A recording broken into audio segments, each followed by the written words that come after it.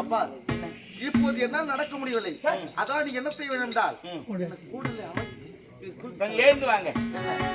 இந்த எல்லா நாடகத்திலும் அப்படிதான் சொல்றாங்க, போ சொல்ல கூட தூக்கி சொல்றாங்க. ஆனா உண்மையான வரலாறு அப்படி கிடையாது. போகின்ற பொழுது தோல் மேலையும் அப்படி சுகத்தை கண்டு விட்ட பிறகு உன்னால் தோளிலே உட்கார முடியாத ஒரு காரணத்தினால்தான் கூடலை வச்சு தூக்கி வரத்தான்.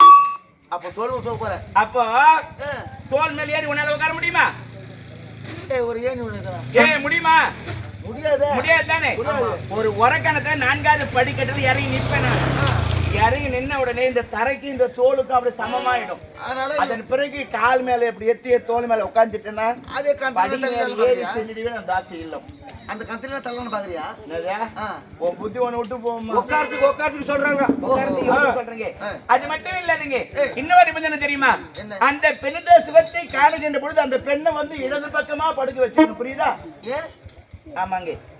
கணவன் மனைவி தாம்பத்திய வாழ்க்கையில் ஈடுபடுகின்ற பொழுது கணவனுக்கு இடப்பக்கமா தான் மனைவி படுக்கணுமா, வலப்பக்கமா படுக்க கூடாதான். ஏனென்றால் வலது துடை பக்கமா வந்து மகனுக்குரியதாங்க, இடது பக்கமா இருப்பவள் வந்து மனைவிக்குரியவதா. அதனாலதான் தாம்பத்திய வாழ்க்கையில் ஈடுபடுகின்ற ஒவ்வொரு ஆணும் பெண்ணும் கணவனுக்கு இடப்பக்கமா தான் மனைவி இருக்கணுமா. ஒருவேளை தவறு எப்படி வலப்பக்கமா இருந்தா அது சந்திராசம் பிள்ளை ஒண்ணு சேர்ந்தா அந்த குழந்தை ஊருக்கு அடகாத பிள்ளையா பிறந்துருமா. ஆகவே சுகத்தை காணுகின்ற பொழுது அந்த பெண்ணுக்கு வந்து இடப்பக்கமா உன்னை படுக்க வச்சுக்கீங்க. புரியுதா? போகலாம ஆரிய தோள் மீதி சுவாமி அமர்ந்து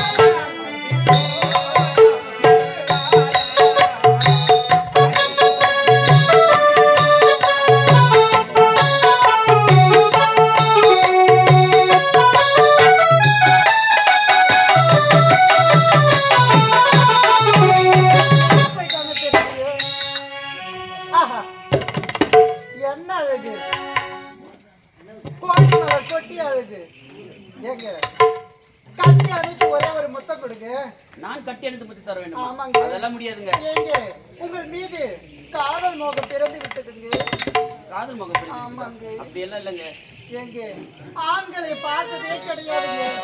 ஆம்பளைக்குனாவே எனக்கு சுத்தமா பிடிக்காது. ஆனா உங்களை பார்த்த நாள் முதல் இருந்து எனக்கு ஒரு மாதிரியா நீ சொல்ல வார்த்தை புரியலங்க. உங்களுக்கு புரியலையாங்க? ஏங்க ஆம்பளைங்க கண்ணுல காந்தக வச்சிருப்பாங்கன்னு சொல்லுவாங்க, பொம்பளைங்க பாக்குற பார்வையில அசுரவாகலாம். ஆனா உங்களை பார்த்தாலே எனக்கு உச்சந்தலையிலிருந்து உள்ளங்கால வரைக்கும் சும்மா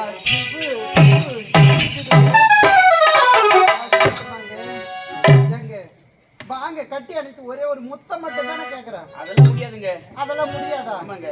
எங்க வாங்க. முடியாதுங்க. கழுதா பையா கழுதா பையா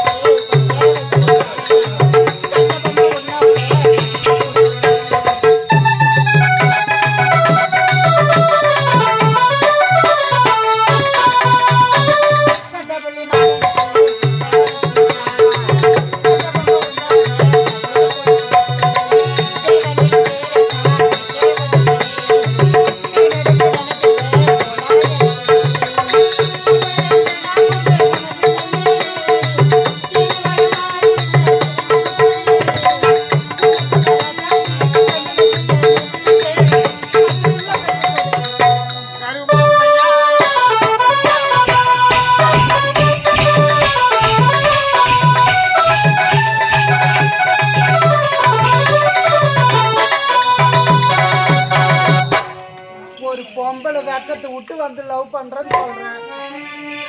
ஒரு ஆம்பளை தானே அந்த தாத்தாண்ட போயிருந்தா கூட நான் 10 புள்ள பேத்து கொடுத்துருப்பாரு. அப்ப நான் அவர் ரெண்டே அவர் எனக்கு பிடிக்கலையா? உங்களை தானே பிடிச்சிக்குது. போது நிறுத்துங்க. என்ன? நான் எதுக்காக தெரியுமா இந்த இடத்துக்கு வந்தேன்? எதுக்காக? உன்னுடைய மேனிக்கு ஆசைப்பட்ட உன்னுடைய சந்தோஷமாக இருப்பதற்காக நான் இந்த இடத்துக்கு வரவில்லை. அப்படியா? என் மனைவி உத்தமி பத்னி என்பதை பரிசோதிக்கவே நான் இந்த இடத்துக்கு வந்தேன். மன்னிக்கவே எனக்கு நானும் அப்படித்தான் சோதிக்க வந்தேன். அப்படியேங்க. ஆமாங்க. இருந்தாலும் உன்னுடைய ஆசை நிறைவேறணும் என்றால் எப்படி நிறைவேறும்? இந்த ஜென்மம் இல்லாம ஆ. அடுத்த பிறவியில் பஞ்ச பாண்டவர்களுக்கு நடுவர்களாகிய அர்ஜுனனாக நான் பிறந்து நீ பிறந்து கிருஷ்ணனுக்கு தங்கையாகவும் பலராமனுக்கு தங்கையாகவும் சுபத்திரையாக நீ பிறந்தால் அப்போது உன்னுடைய ஆசை நிறைவேறும். புறப்பட்டு போகலாம்.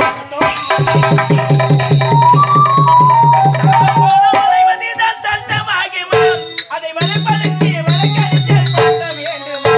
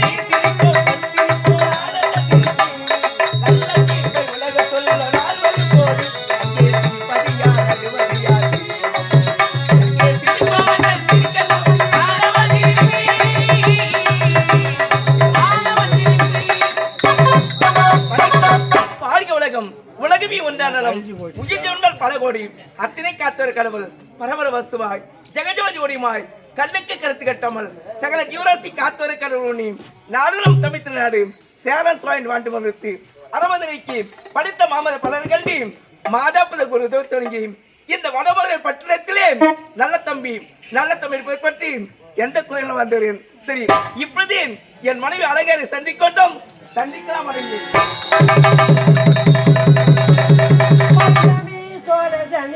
பரவசமாய் கரவி பார்த்ததில்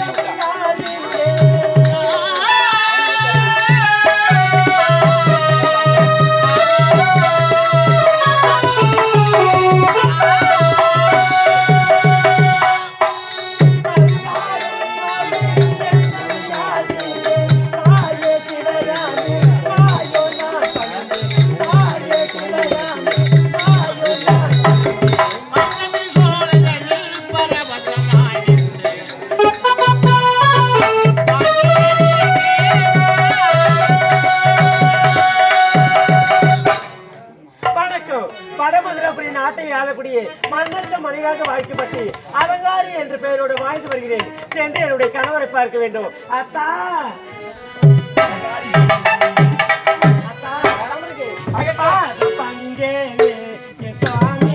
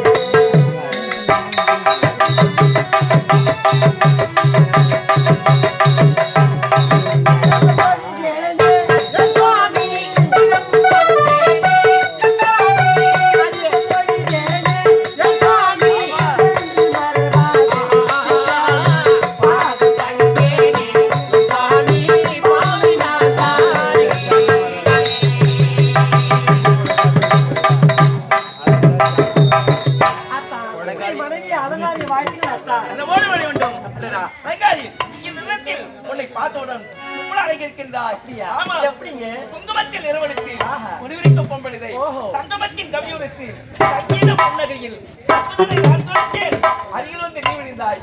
கும்பனிகள் குலவதில் குலவது பலசகம் நீ செய்தால் வழியில தேவசகம் செப்பதர தெருவிக்கு உன்னை தேடி வந்திருக்கேன். ரங்காரி நீயேதான் எனக்கு மனவாட்டி என்னை மாலை